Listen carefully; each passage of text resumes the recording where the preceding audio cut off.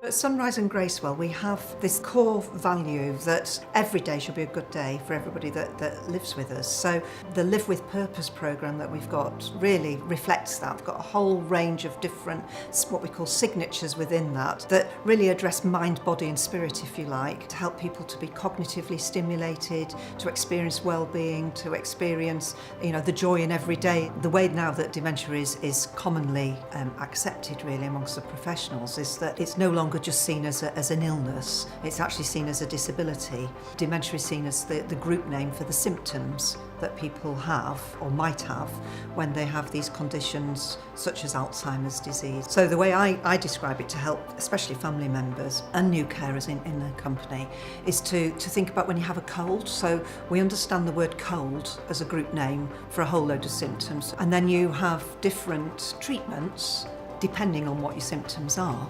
So for dementia, that's the group name for the symptoms, which the main one is memory problems, but that's not the only difficulty.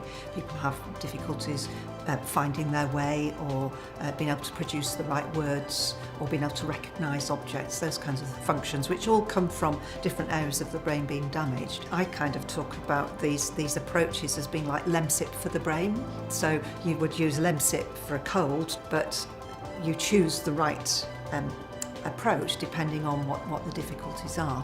What we've done is developed physical environments that meet these particular needs and difficulties that the residents have. So we have these life skill stations dotted around our homes.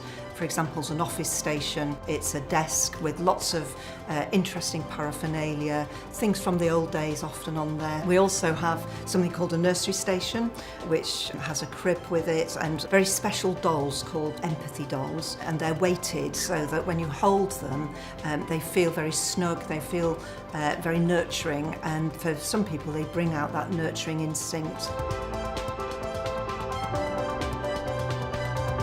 Both at Sunrise and Gracewell, we're rolling out as part of our Enriched memory care, we've got our Enriched dining model, and that is to look at ensuring, of course, that we've got excellent opportunities for the best nutrition, plenty of fluids for the person so that they're as physically healthy as possible through that. But there's more to it than that for people with dementia.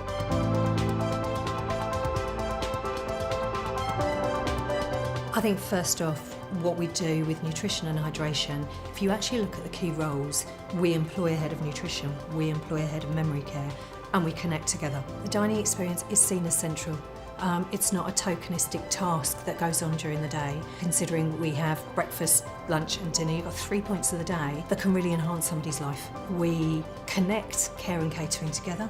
Those people who've got a cognitive impairment who might need a little bit of prompting, but rather than going up to them and sitting next to them putting a fork in their hand, it's far more respectful. You're going to give them a far better experience. If you're sitting with them, you've got the same food, you've got a knife and fork in front of you, they're seeing you eating, it's a social prompt. And then you can ask them about the meal because you're having the same. So it's very much going from that ethos, but you really have to connect care and catering together, train people in both. It's easy, it's simple, it does not take longer, but you've got a much better experience going on in the background. And particularly with people who have a cognitive impairment, people who have dementia, a smell doesn't go through the same thought process in the brain. So we create coffee smells pre-breakfast.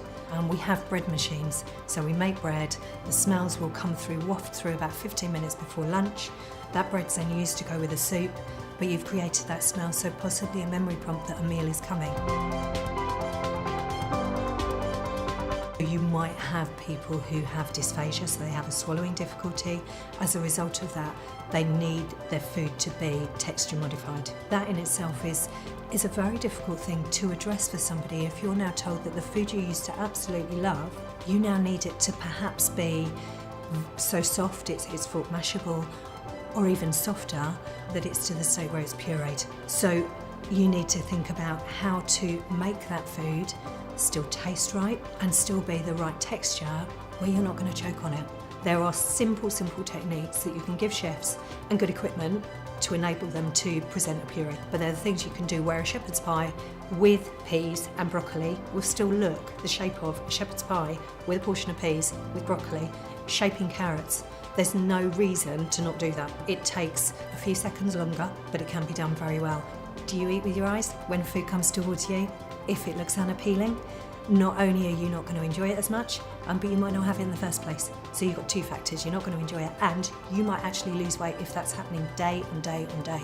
And if you consider that loneliness, boredom and helplessness can be massively affecting somebody's quality of life, you can address that through dining. And remember that it is an aspect of health and well-being that if you get it right through really simple things that do not cost more, somebody's health and well-being is going to be better, so everything else is going to work better.